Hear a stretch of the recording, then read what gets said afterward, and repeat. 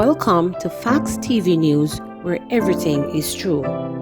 St. Thomas mom, son turned away from vaccination center.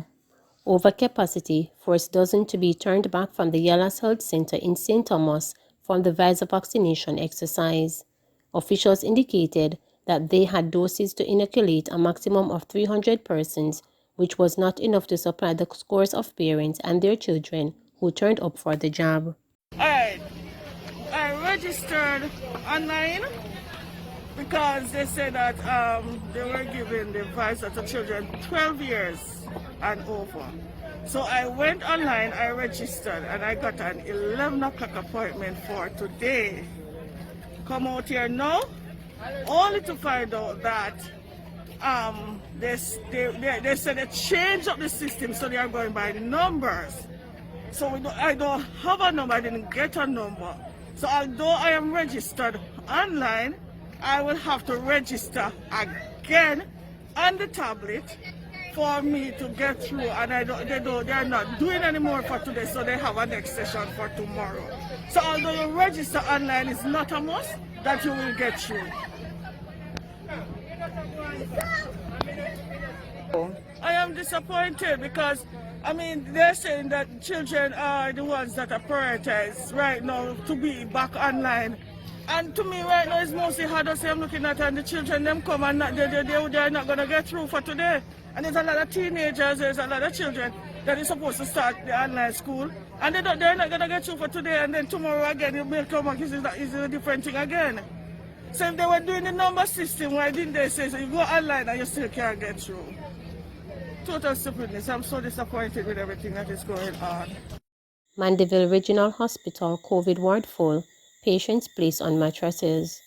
Chief Executive Officer at the Mandeville Regional Hospital, Alwyn Miller, says the facility has resorted to placing some patients on mattresses in the outpatient department as the surge in COVID-19 cases continues. We provide mattresses for them to lie on. You will see oxygen cylinders in the proximity. This is a holding space prior to them being moved to the isolation ward when the space becomes available, he reported. A picture of inside the hospital has gone viral, which shows the patients on mattresses. As we did the other day when Tropical Storm Grace was passing, we had to move the patients indoor, and we used the outpatient department, which is the department where the picture is depicting there now, to take the patients inside the building out of the inclement weather, he added. He explained that some patients were removed from the accident and emergency department. We had a situation on Friday evening where we had 21 patients that were between the tent and the A&E department.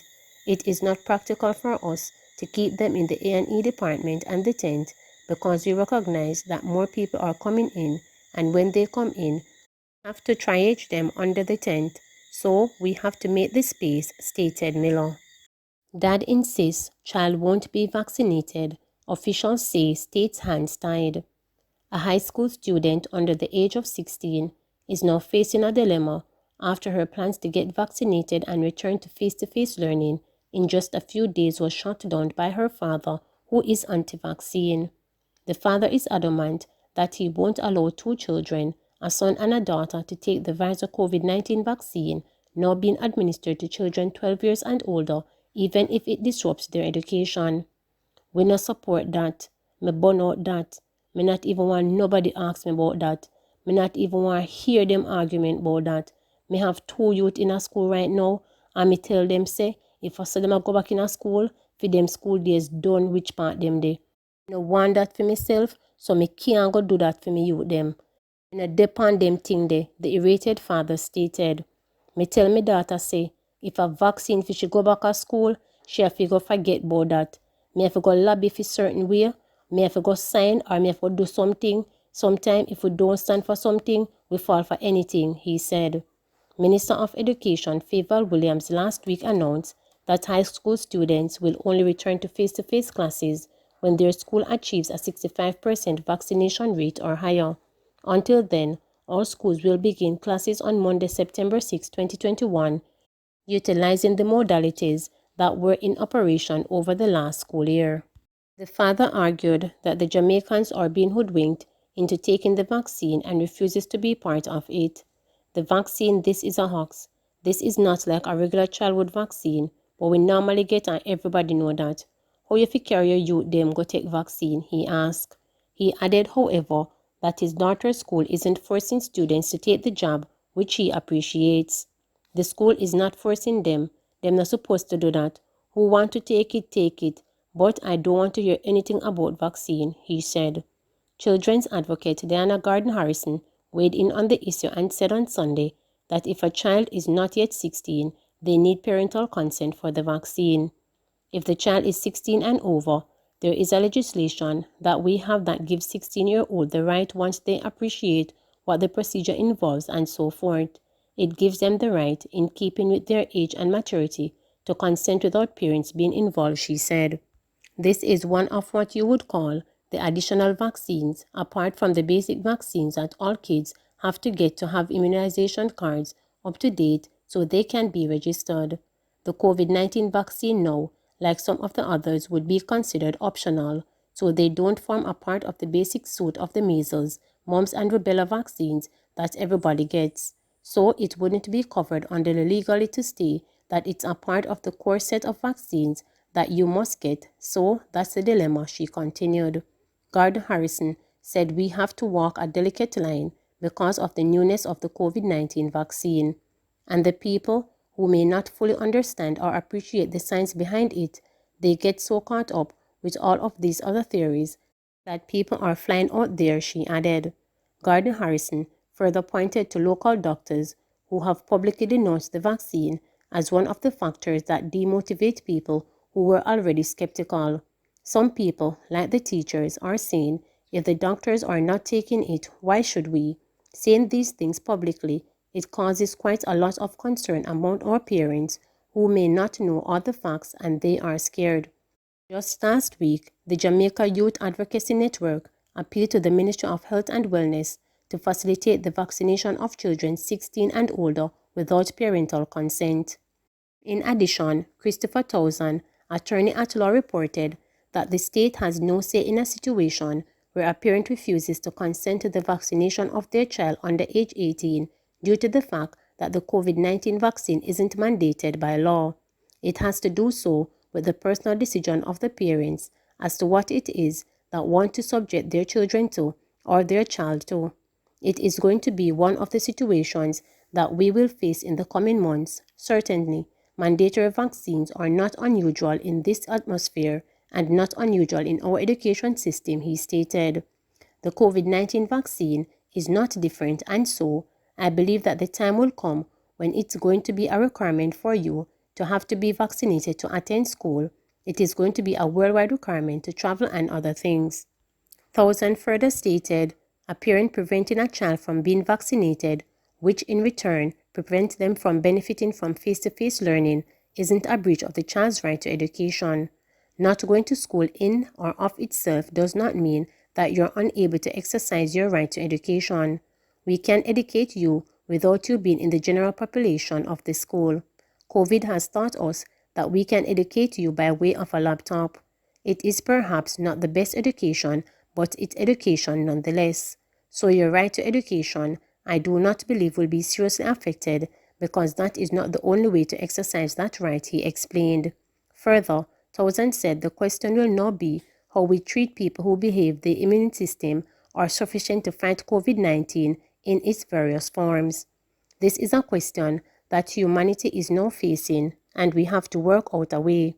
The division that this disease is causing is going way beyond what it was actually thought of. The psychology surrounding it now, the vaccinated and the non-vaccinated, the us and the them principle, are things that humanity has been dealing with for the longest time. The blacks, the whites, and what separates us and what doesn't separate us. One other device to separate us will be the vaccinated and the non-vaccinated. Cops pays painful price for compassion.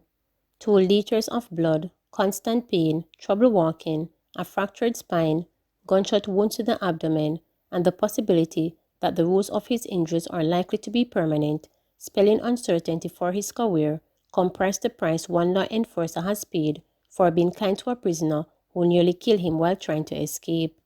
In March this year, former Bull Bay auto mechanic Ricardo Cocker Richards shot to notoriety after his daring attack on a cop and flight from the busy National Trust Hospital in St. Andrew, where he had been taken for medical treatment during the height of the novel coronavirus pandemic. Richard's attack disarmed and shot a Denham-based policeman before disappearing. A week later, he was recaptured at a guest house in St. Andrew. In July, High Court Judge Justice Sonia Wint-Blair sentenced Richards to 13 years and 4 months each for illegal possession of firearm and robbery with aggravation, and 22 years for wounding with intent. All 3 sentences are to run concurrently, which will result in him serving the longest of the sentences behind bar. The policeman who was almost killed in the incident, in a victim impact statement placed into the records of the court ahead of Richard's sentencing, said he was unable to come to terms with what Richards did. According to the constable, Richards suffered constant abuse from other prisoners at the lockup, and so he tried to protect him. Richards, court was told, was eventually placed in a cell by himself to ensure his safety. According to the lawman, he did not expect the level of aggression shown by Richards given their relationship and his efforts to protect him from harm. He said he was also unable to find it in himself to forgive Richards, who has caused him to suffer emotionally, psychologically, and financially as he is struggling to pay his bills. The policeman, who revealed that he had to ask his bank for leniency on his loans, said he was unsure of the impact the incident will have on his professional life. He further detailed how he was unable to sleep for more than an hour in the months after. "I am back in the room where the incident occurred. I try not to think about what happened. I keep asking myself questions. I can't seem to have an answer as to what I should have done," the constable said in his statement. On the day in question, Richards, who was supposedly being unwell, was taken to the hospital where he was handcuffed for a medical procedure. The constable who had accompanied him into the room was instructed to stay a distance away while the procedure was being conducted. Upon the completion of that process, the cop moved to recuff Richards, but was in for a surprise as the prisoner pulled a bottle of chemical substance from behind his back and sprayed it into his face. During the ensuing tussle, the constable, who was temporarily blinded, shouted for help, attracting the attention of his colleague, who had remained outside the room. While both cops were struggling to restrain Richards, he pulled a firearm from one of them. His first attempt to fire failed. A second pull the trigger resulted in the constable being shot, after which Richards escaped. When Richards was found at the guest house, he gave the police a false name and said he was a farmer from Grange Hill, Westmoreland. He subsequently pleaded guilty to the offenses in April. Ahead of his sentencing, Richards apologized in a letter for his actions and pleaded for mercy, claiming he snapped and did not know what came over him on the day of the incident. Justice Wint-Blair, in handing down the sentences, said the warning was premeditated and deliberate and caused terror and chaos. This court does not hold the view that it is simple and ordinary shooting at the police or an ordinary day in the city of Kingston, as this would have sent the wrong signal to criminals. It should not be that we are callous and desensitive to the gun violence in our nation, that we view wounding and shooting as a way of life, she said. Anyone prepared to injure a police officer in this way should prepare him or herself for a long sentence. It is the view of this court that the officer's life was spared by God, the expertise of the medical staff at Kingston Public Hospital, and his own strong constitution, the judge said. "What I find particularly disturbing is the fact that the officer who you injured was someone who was taking care of and protecting you and did not see this coming." The court concluded that a custodial sentence on count 3 must be imposed and that the terms of imprisonment will be a long one, she said. Please remember to subscribe, like, share, and click the notification bell for daily updates.